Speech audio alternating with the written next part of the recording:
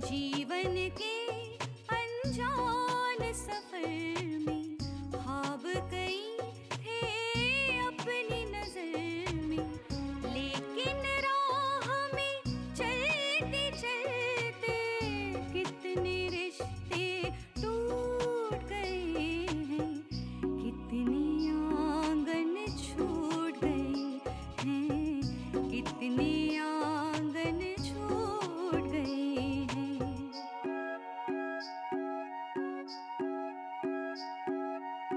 सुख दुख जैसे कोई समंदर, जख्म है गहरे जिनके अंदर, जिन पे भरोसा था इस दिल को, वो हमदम भी रूठ गए हैं, कितनी आंगन छूट गए हैं, कितनी आंगन छूट गए हैं।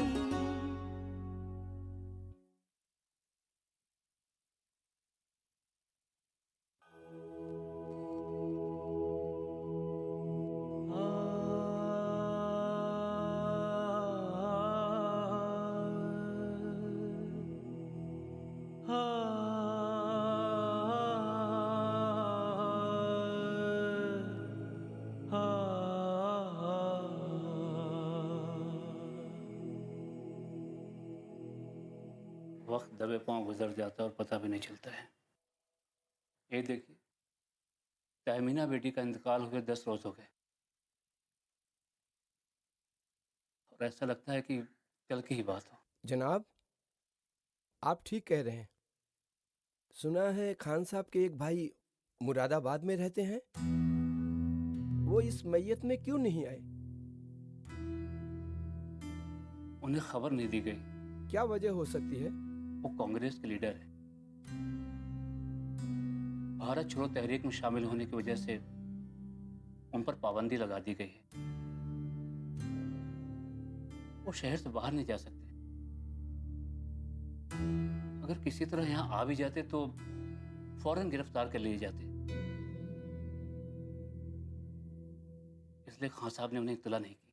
ओहो, तो ये बात है। खान साहब, आप ड्यूटी कब ज्वाइन कर रहे हैं? आपने कुछ कहा? मैंने कहा आप ड्यूटी पर कब जा रहे हैं? जाऊंगा कल परसों तक। अब कहीं जाने का दिल नहीं करता। हौसला रखिए खान साहब। अगर आप ही हिम्मत हार जाएंगे तो घर वालों का ख्याल कौन रखेगा? सलाम साहब। अरे मंगलो, क्या बात है? ऑफिस नहीं गए? वहीं से आ रहा हूँ, पांडे जी ने भेजा है। कल माइकल साहब का विजिट है ना, तो उन्होंने कहा कि जाके आपको खबर दे दूं। पांडे जी से कहिएगा मैं कल ऑफिस आ रहा हूँ। परेशान होने की कोई जरूरत नहीं। ठीक है साहब, चलता हूँ।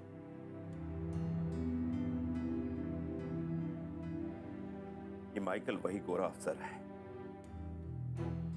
जिससे आदिलपुर में मेरी झड़प हुई थी। उसे मालूम है मैं छुट्टी पर हूं। मेरे घर में गमी हुई है, फिर भी जानबूझकर विजिट कर रहा है ताकि मेरी गैर मौजूदगी का फायदा उठाते हुए कोई मेन में निकाले। मगर आपसे उनकी क्या दुश्मनी है?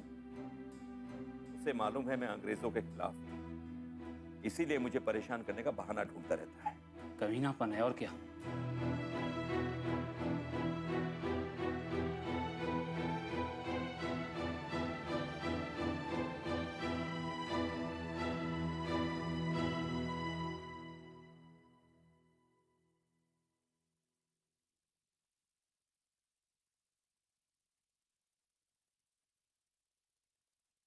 मालकिन मालकिन मालकिन! अरे मंगलू, क्यों इतने घबराए हुए हो? बड़े साहब को पुलिस ले गई। क्या? पुलिस पकड़ के ले गई? क्या हुआ मंगलू भैया, ठीक से बताओ। आज अंग्रेज अफसर ने विजिट किया था। मुआयने के वक्त बड़े साहब में और अंग्रेज अफसर में न जाने किसी बात को लेकर कहा सुनी हो गई। बड़े साहब को अंग्रेज अफसर ने डेम फूल की गाली दी। साहब के हाथ में डंडा था, साहब ने उस डंडे से उसका सर फोड़ दिया।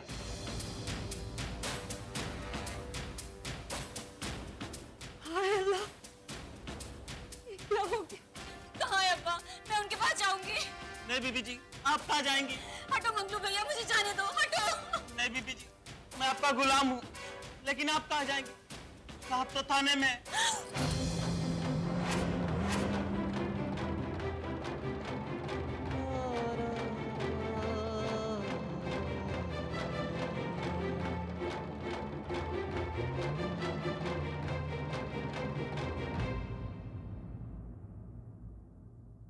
दरोगा साहब नमस्कार।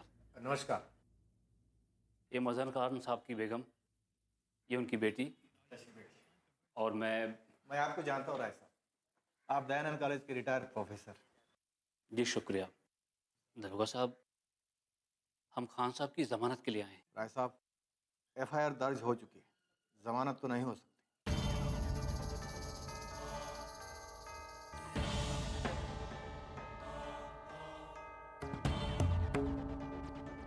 इतनी जल्दी एफआईआर भी दर्ज हो चुकी है? मामला लॉर्ड बहादुर का है राय साहब। खान साहब बहुत ही जल्द तैश में आ जाते हैं। चंद रोज पहले हमने उन्हें पुलिस थाने बुलाकर समझाने की कोशिश की थी कि आप एक सरकारी मुलाजिम हैं, एहतियात बरतिए। वो मुझी पर खफा हो गए। और एक खास बात, उनके पास से एक पिस्तौल बरामद हुई है।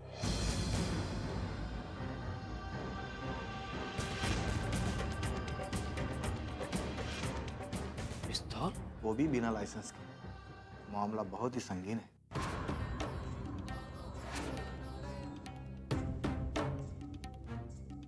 दरोगा साहब, क्या उनसे मुलाकात भी नहीं हो सकती? राय साहब, वो तो मैं करवा दूंगा। खान साहब अभी लॉकअप में है। दिलावर, इन्हें खान साहब से मिलवा दो, लेकिन जल्दी कीजिएगा। कहीं अंग्रेज बहादुर की विजिट हो गई तो मुसीबत आ जाएगी। जी अच्छा। चलिए चलिए।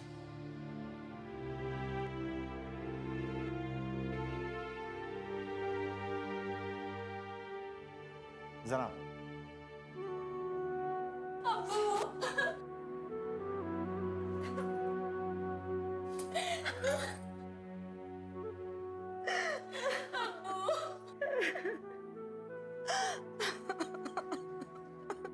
राय साहब,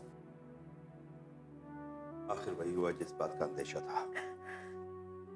मैंने कल ही इशारा कर दिया था। खान साहब, आप बिल्कुल फिक्र न करें, हम बड़े से बड़ा वकील करेंगे। मुझे अपनी नहीं, इन दोनों की फिक्र है। बेगम, हौसला रखो। अगर तुम हौसला हार गई तो फिर आलिया का क्या होगा? आप ही बताइए मैं क्या करूं? मेरा तो कलेजा फटा जा रहा। बेगम, मेरी बात गौर से सुनो। अब तुम दोनों का यहां रुकना मुनासिब नहीं, इसलिए तुम आलिया को लेकर बड़े भाई साहब के पास मुरादाबाद चली जाओ। राय साहब तुम्हारी रवानगी का इंतजाम कर देंगे। आप कहें तो बड़े भाई साहब को टेलीग्राम कर दूं? नहीं राय साहब, बिल्कुल नहीं। वो यहां आते ही गिरफ्तार कर लिए जाएंगे, इसलिए जल्द से जल्द इन दोनों की रवानगी का इंतजाम कर दीजिए। मैं आपका बेहद शुक्रगुजार रहूंगा। खान साहब, आप मुझे शर्मिंदा कर रहे हैं। मैं खुद भाभी जी और आलिया बेटी को लेकर मुरादाबाद जाऊंगा। अब बिल्कुल फिक्र न करें। चलिए चलिए, अंग्रेज अफसर आ गया है। आइए आइए, मेरे पीछे आइए, आइए।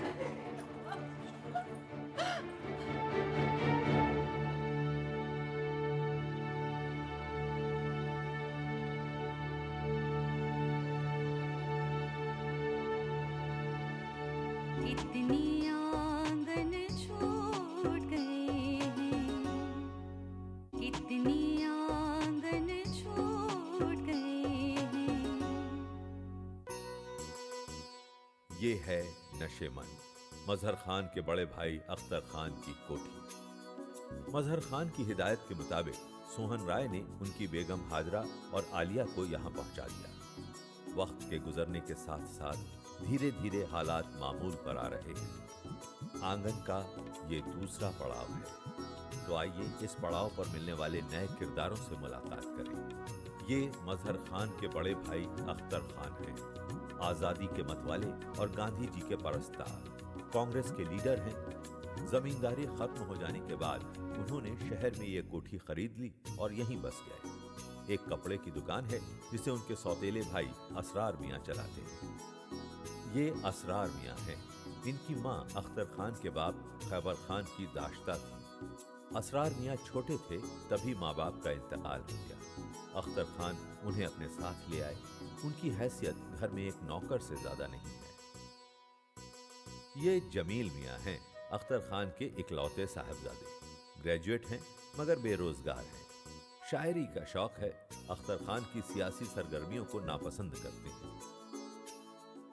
देखो, जो होना था हो चुका, अब तो कुछ किया नहीं जा सकता। ये बड़ी चची हैं, अख्तर खान की बेगम, नर्म मिजाज, सबसे मोहब्बत करने वाली।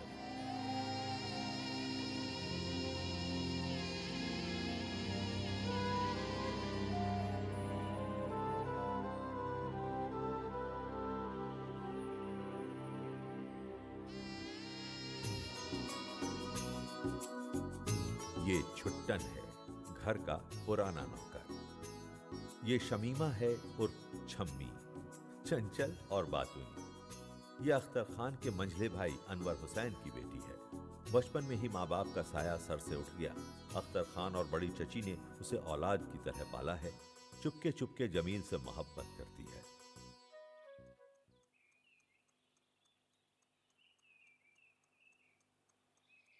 सुनिए, अरे छोटी दुल्हन, आओ बैठो।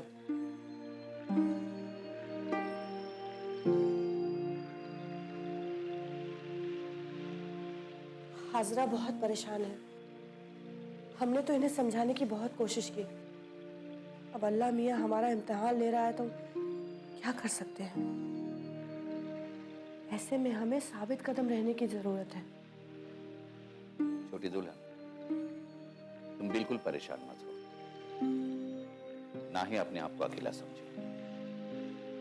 हम सब तुम्हारे साथ हैं और तुम्हारे गम में बराबर के शरीक हैं। मजहर खान मेरा छोटा भाई है, गोद में खिलाया उसे। मुझे फक्र है कि वो एक सच्चा वतन प्रस्त है। तुम फिक्र मत करो, ये घर भी तुम्हारा ही है। भाईजान, ये सब क्या हो गया है?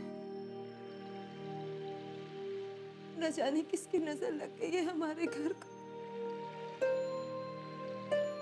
पहले तमीना चली गई हमें छोड़ के, और आलिया के अब्बू। तहमीना बेटी के जाने का बहुत दुख है मुझे। सफदर से मुझे ऐसी उम्मीद नहीं थी। खैर, तुम फिक्र मत करो। राय साहब बहुत ही अच्छे आदमी हैं। इन्होंने एक बहुत बड़ा वकील कर लिया है। मजहर की जमानत की बात चल रही है। इंशाल्लाह बहुत जल्द वो हमारे साथ होंगे। आदाब। अरे जमील मियां, अच्छा हुआ तुम आ गए। असरार मियां बिल्टी छुड़ाने जा रहे हैं। तुम थोड़ी देर के लिए दुकान संभाल लो। मुझे मुशायरे की तैयारी करनी है। कितनी बार कहा है तुम्हें कि शेर शायरी छोड़ो और कुछ ढंग का काम करो। आपको शायरी से चिढ़ क्यों है? शायरी आदमी को निकम्मा बना देती है। क्या मिर्जा गालिब, मीर तकी मीर, मोमिन खान मोमिन, ताक दहलवी ये निकम्मे थे? मियां, पहले तुम अपने पैरों पर खड़े हो जाओ, कुछ ढंग का काम करो, फिर शेर शायरी करो तो जेब देगा। जब हमें हमारी शाये निशान नौकरी मिलेगी तब हम जरूर करेंगे। अरे मियाँ, तुम्हें काम करने की जरूरत क्या है? हमारी अपनी दुकान है, असरार मियाँ के साथ उसे संभालो, बस बहुत है। वो आपका खान खादी भंडार, वो कोई दुकान है? उस दुकान का सब मजाक उड़ाते हैं। आप चाहते हैं कि मैं उस दुकान पर बैठकर गज दो गज कपड़े बेचूं? ये मुझसे नहीं होगा।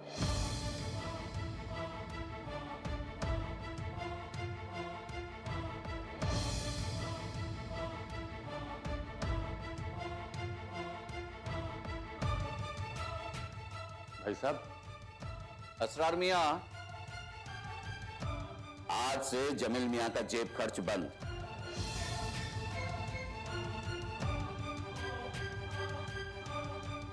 उसे एक पैसा भी मत देना।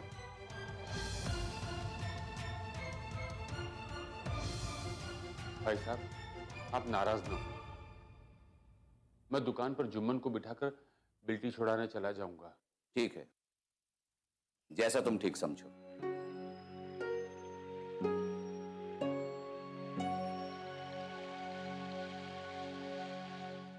कितनी आंगन छूट गए हैं, कितनी आंगन छूट गए हैं।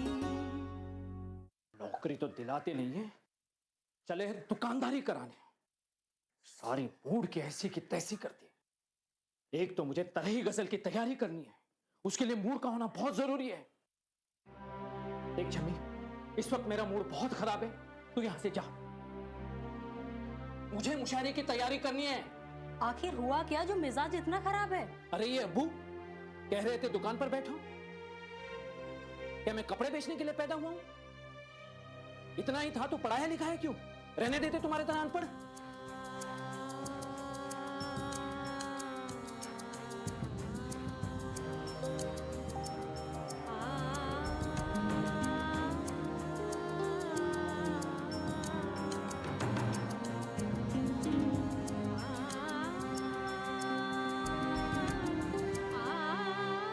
छम्मी, कहां जा रही हो?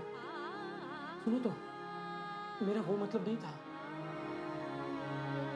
अच्छा हुआ जमील साहब जो आपने मुझे मेरी औकात बता दी कि मैं अनपढ़ जाहिल और गवार हूँ। मेरा मतलब ये नहीं था छम्मी। ये अनपढ़ जाहिल गवार ही आपके वक्त पर काम आती है। छम्मी, तुम तो बुरा मान गई। मेरा वो मतलब नहीं था। छम्मी, सुनो तो। चली गई। आज का दिन ही मनहूस है।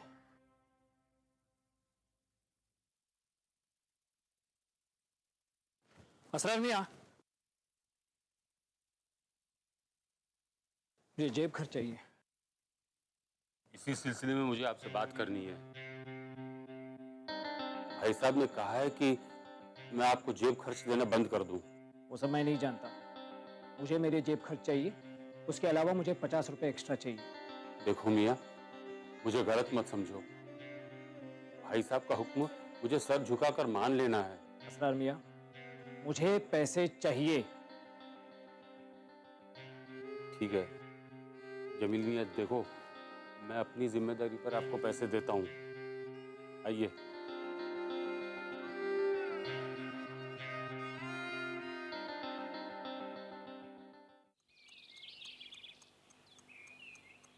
यार बहुत दिन हो गए चमेली बाई के कोठे पर गए। क्यों ना आज वहीं जाके हाजिरी लगाई जाए।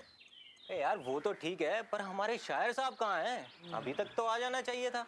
हाँ यार, इतनी देर हो गई, लगता है बाप से फिर हुज्जत हो गई। मुझे भी यही लग रहा है कि काफी ज्यादा दिन से इन बाप बेटों में तू मैं चल रही है। यार अंकल भी क्या करें, अगर जमील को कहते हैं कि दुकान संभाल ले तो हर्जी क्या है उसमें। जब तक नौकरी नहीं मिलती दुकान संभाल ले, और जब मिल जाए तो दुकान छोड़ दे। यार अंकल चाहे ना तो अपने बेटे को अच्छी से अच्छी नौकरी दिला सकते हैं। अरे तो दिलाते क्यों नहीं? अरे भैया, वे ठहरे खानदानी आदमी, अपने बेटे के लिए किसी से सिफारिश करना उनकी शान के खिलाफ है। बहुत खुददार हैं। मगर उनकी खुददारी उनके बेटे की राह का रोड़ा बनी हुई है। अरे यार, ये पुराने लोग ना अपनी आन पान शान के लिए कुछ भी कर सकते हैं, जान दे देंगे। मजाल है इनकी आन पान शान पे कोई आंच भी आ जाए। ये बात बिल्कुल सही कही मैं। अरे यार, अरे मियां, इतनी देर लगा दी, कहाँ थे? आइए बैठिए।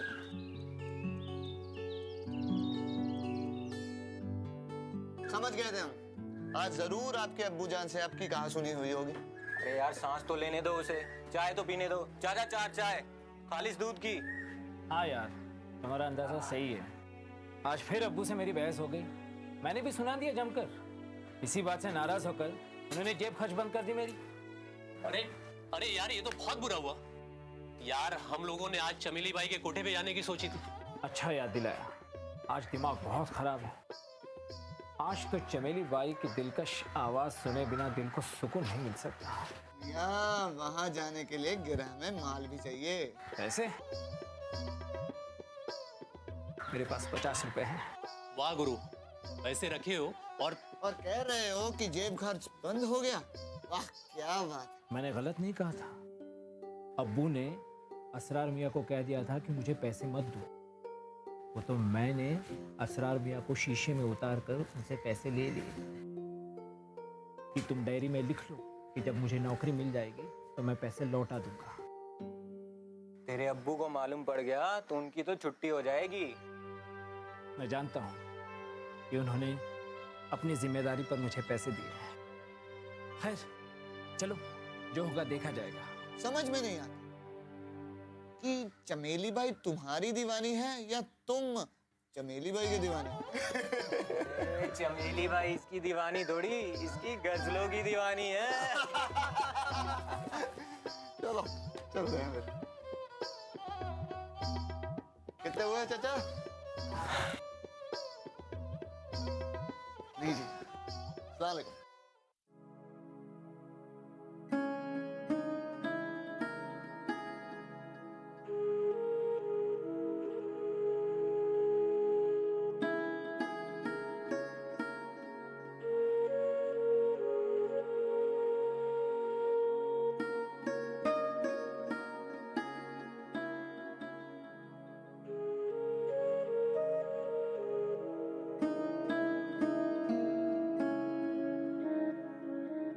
अरे आलिया बाजी, आप रो रही हैं? नहीं छब्बी, ऐसे ही। आलिया बाजी, मैं आपके दर्द को समझती हूँ, मगर आप इस तरह से रोती रहेंगी तो आपकी तबीयत खराब हो जाएगी। मैं क्या करूं छब्बी? मीना बाजी का मासूम चेहरा मेरी आंखों के सामने घूमता रहता है और ऊपर से अब्बा का ख्याल। पता नहीं कैसे उनके दिन रात जेल में कटते होंगे। वो क्या खाते होंगे, क्या पीते होंगे, कहाँ सोते होंगे। अब्बा को तो तब तक नींद नहीं आती जब तक कोई पंखा ना चलता रहे। अब जेल में कौन सा पंखा चलता होगा? अब्बा। चाचा कह रहे थे वहां कोई राय साहब हैं। उन्होंने किसी बड़े वकील से बात की है। मुझे पूरी उम्मीद है चाचा जल्द छूट जाएंगे। अल्लाह करे ऐसा ही हो। चलिए ना बाजी, कहीं घूम कर आते हैं। आप जब से आई हैं इसी कमरे में कैद हैं। आप अंदर रहेंगी तो आपकी तबीयत खराब हो जाएगी। थोड़ा बाहर घूमेंगे तो आपकी तबीयत भी बहल जाएगी। चलिए ना। जी नहीं चाहता छम्मी। अब चलो भी बाजी। अच्छा चलो। हाँ।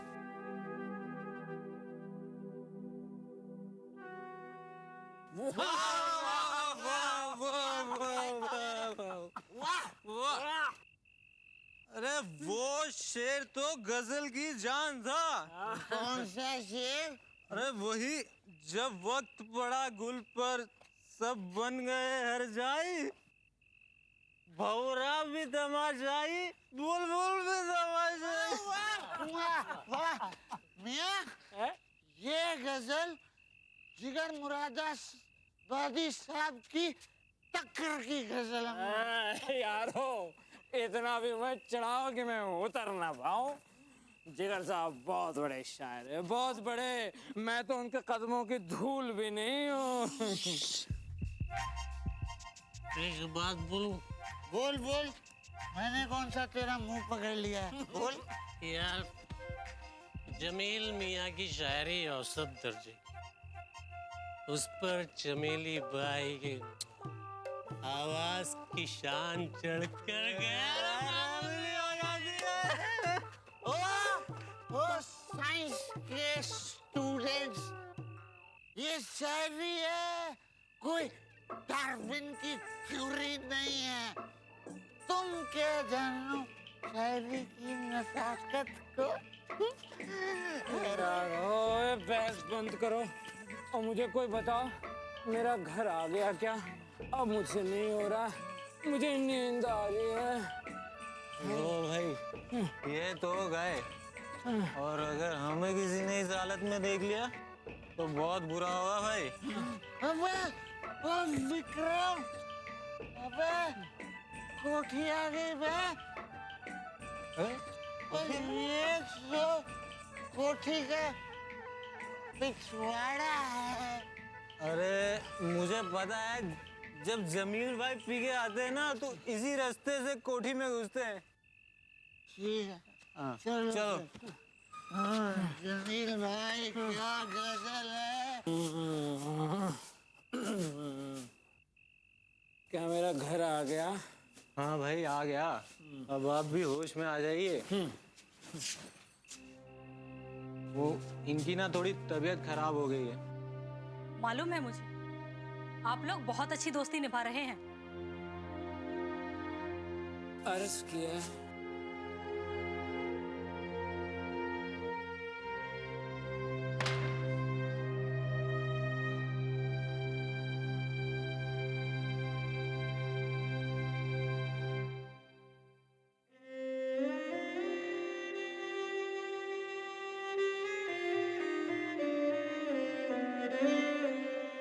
हाँ, ये सब बिल्कुल ठीक है।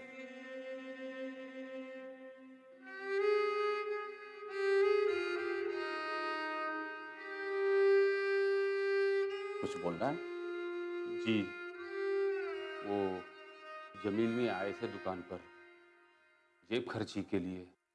नहीं, उन्हें जेब खर्च नहीं दिया जाएगा। फिजूल खर्ची और आवारागर्दी के लिए हमारे पास कोई पैसा नहीं है। भाई साहब, जवान बच्चा है, जेब खर्ची बंद कर देंगे तो कैसे होगा? मुलाजिमत मिलते ही खुद ब खुद ये सिलसिला बंद हो जाएगा। छुट्टन, जी मालिक। जरा जमील मियाँ को भेज दो। ठीक है मालिक। भाई साहब, वो अंग्रेजी पढ़े हुए हैं, दुकान पर कैसे बैठेंगे? क्यों नहीं बैठ सकते? अंग्रेजी पढ़ने वाले कारोबार नहीं करते? आदाब बाबू। आदाब। कल तुम जेब खर्च लेने के लिए दुकान पर गए थे?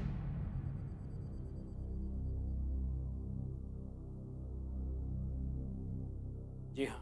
हमने तुम्हें मना किया था। हमने असरार मियाँ से कहा था कि पैसों का हिसाब रखें, ये हम पर कर्ज रहेगा। मुलाजिमत मिलते ही ये कर्ज हम लौटा देंगे। तुम्हें बेटा कहते हुए हमें शर्म आती है। शर्म तो हमें भी बहुत आती है अब्बू, जब लोग हमें कहते हैं इतने बड़े लीडर हैं तुम्हारे अब्बू और तुम्हें एक मुलाजिमत नहीं दिलवा सकते। तुम्हें मुलाजिमत अपनी सलाहियत और काबिलियत से हासिल करनी होगी। मैं तुम्हारी सिफारिश करके एक गलत मिसाल कायम नहीं करना चाहता हूँ। ठीक है, अब मैं जो कुछ भी करूँगा अपने बल पर करूँगा।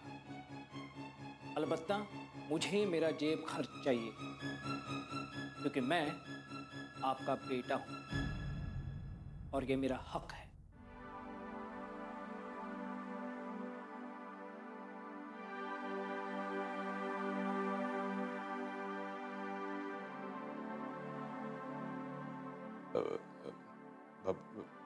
भाई साहब, मैं जाऊं?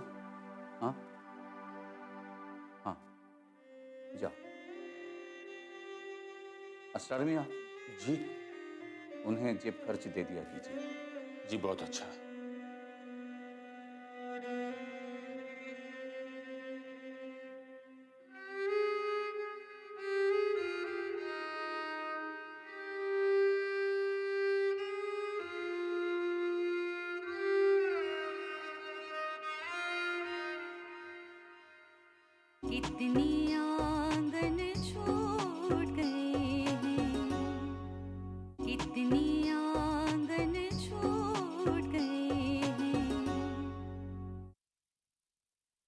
असरार मियाँ, जमील भाई की शिकायत करके हो गया कलेजा ठंडा? मैंने कोई शिकायत नहीं की। अच्छा, फिर बड़े चाचा उन्हें क्यों डांट रहे थे? वो उनकी जेब खर्ची पर। लो, अब घर की औलाद को अपने जेब खर्च के लिए गैरों का मोहताज होना पड़ेगा। ऐसी बात नहीं है भाभी। ए असरार मियाँ, मुझे भाभी मत कहो, मैं तुम्हारी भाभी नहीं हूँ।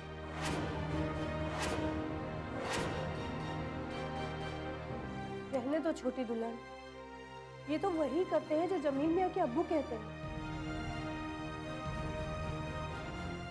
असरार मियाँ, आप जाइए। मगर भाभी, भाई साहब के काम तो यही भरते हैं ना।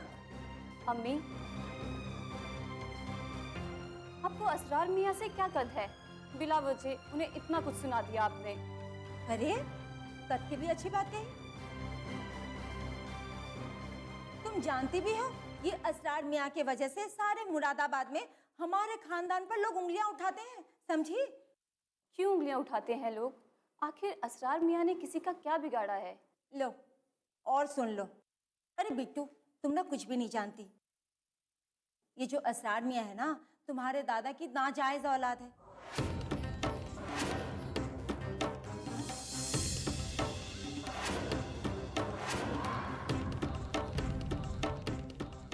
और इनकी माँ तुम्हारे दादा की दाश्ता थी।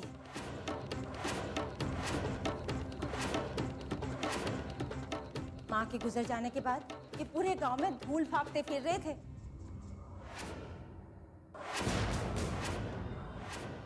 तब जाके भाई साहब, यानी कि तुम्हारे बड़े अब्बू, इन्हें वहां से उठाकर घर ले आए।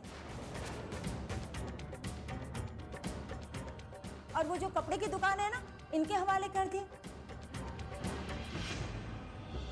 अरे बिट्टू, ये समझो कि ये जो असरार मियाँ की कहानी है ना, तुम्हारे सफदर भैया से बिल्कुल मिलती जुलती है। इसका मतलब ये हुआ कि असरार मियाँ रिश्ते में हमारे चचा हुए? हाँ, अगर नाजायज ना होते तो चाचा ही लगते। मगर अम्मी, हमारे बुजुर्गों की गलतियों की सजा उनकी औलाद को क्यों दी जाती है? लो, और सुन लो। आंखों देखे दूध में पड़ी मक्खी निगल ले। आलिया बेटा, तुम अभी बच्ची हो, इन मामलात को तुम नहीं समझती। अब मैं इतनी भी बच्ची नहीं हूँ बड़ी अम्मी कि जायज़ और नाजायज़ में फ़र्क ना समझूं। बस मैं इतना जानती हूँ कि असरार मियाँ रिश्ते में मेरे चचा लगते हैं और आज से मैं उन्हें चचा कहकर ही पुकारूंगी। अरे आलिया बाजी, आप असरार मियाँ को चचा कह के पुकारेंगी? मजा आएगा। छम्मी, असरार मियाँ रिश्ते में तुम्हारे भी चचा लगते हैं और तुम्हें चाहिए कि तुम उनसे अदब से बात करो। देखिए आलिया बाजी, ये हर ऐरे गहरे नत्थू खैरे का अदब हम नहीं करेंगे। तुम्हारी मर्जी।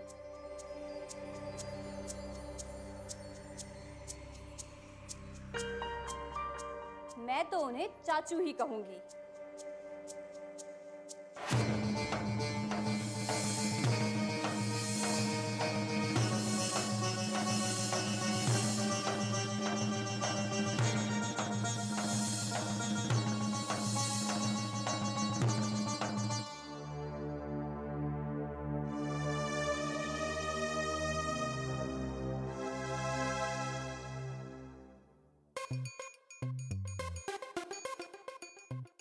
हाँ, परेशान मत कर छम्मी, मेरा मूड ठीक नहीं है।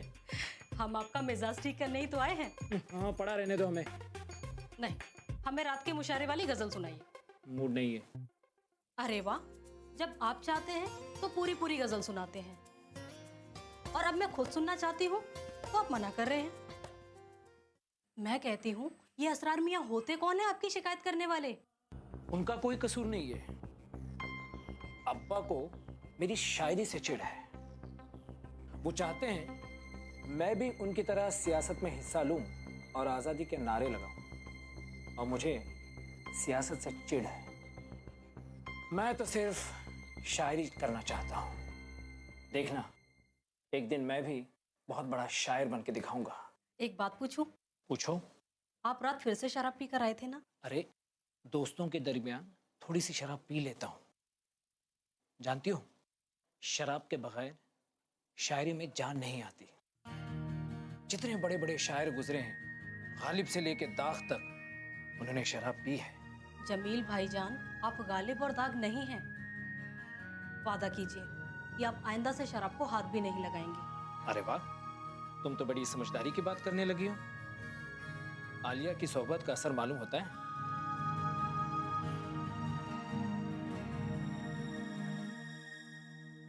कितनी आंगन छूट गए हैं, कितनी आंगन छूट गए हैं।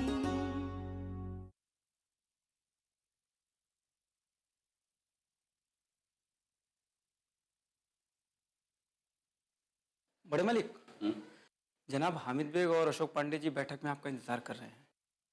उन्हें बिठाओ, हम अभी आ रहे हैं। जी मालिक।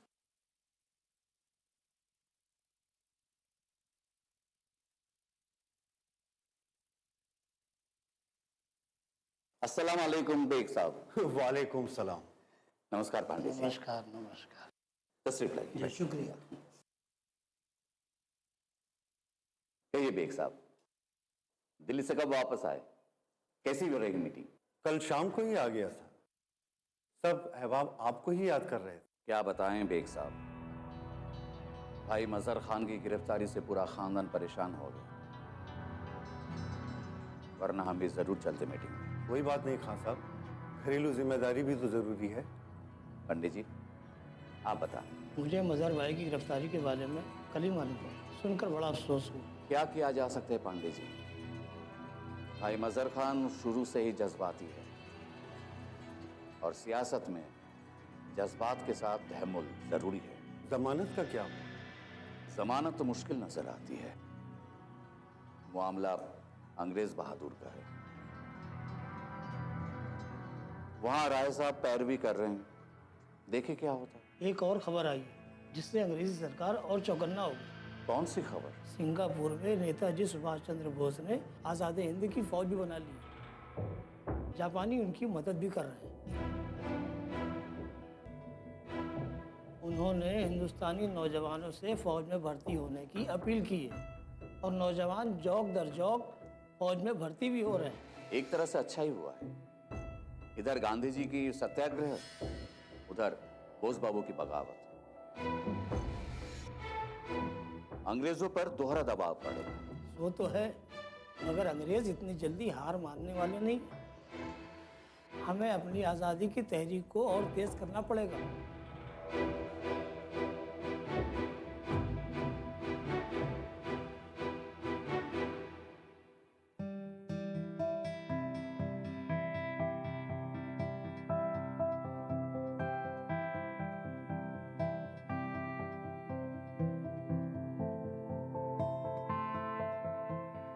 बाजी, आप ये 2 दिन से क्या पढ़ रही हैं? छम्मी, ये गांधी जी की सवाने हयात है। तलाशे हक यानी सच्चाई की, खुदा की तलाश। महात्मा गांधी वही ना जो बड़े चाचा के लीडर हैं, जो आए दिन व्रत रखते हैं और जिन्हें बड़े चाचा बापू कहते हैं, वही ना? छम्मी, तुम महात्मा गांधी जी का जिक्र ऐसे भौंदे अंदाज में नहीं कर सकती। वो हमारे राष्ट्रपिता हैं, इसीलिए लोग उन्हें बापू कहते हैं। आप भी मुझे डांट लीजिए, मैं तो अनपढ़ गवार हूँ ना, मुझे क्या मालूम कौन क्या है। नाराज होगी हमारी मुनिया बहन। सब लोग मुझे ताना देते हैं कि मैं अनपढ़ गवार हूँ। तुम पढ़ना चाहती हो? अब क्या पढ़ूंगी? इतनी बड़ी होकर मदरसा जाऊंगी, लोग हंसेंगे। तुम्हें मदरसा जाने को कौन कहता है? तो फिर कैसे पढ़ूंगी? मैं पढ़ाऊंगी। आप? हाँ, कल से ही तुम्हें पढ़ाऊंगी। सच बाजी? बिल्कुल सच। फिर तो मैं अच्छी अच्छी कहानियां भी पढ़ सकूंगी। कहानियां ही नहीं, बल्कि इतनी मोटी मोटी किताबें भी पढ़ सकोगी। तो मुझे कोई अनपढ़ गवार का ताना नहीं देगा ना? सवाल ही नहीं उठता। बस छम्मी, तुम पढ़ना शुरू कर दो। मैं जमील भाईजान की तरह शायरी भी कर पाऊंगी? शायरी? वो तो मैं तुम्हें चलते फिरते सिखा दूंगी। मजा आएगा। मैं अचानक जमील भाईजान को अपनी कोई गजल सुनाऊंगी। बड़ा नाज है ना उन्हें अपनी शायरी पर। छम्मी, इल्म अपने आप को संवारने के लिए हासिल किया जाता है, दूसरों को नीचा दिखाने के लिए नहीं। उस्तानी बाजी, गलती हो गई, हमें माफ कर दीजिए। नौटंकी कहीं की। अच्छा बाजी थोड़ा सा पढ़ के सुनाइए ना, इस किताब में क्या लिखा है? अच्छा सुनो। महात्मा गांधी जी ने ये लिखा है, दिल की सच्ची और पाक आरज़ू हमेशा पूरी होती है। गरीबों की खिदमत करने की मुझे हमेशा आरज़ू रही है। इसकी बदौलत मैं उनमें मिलजुल कर रहा।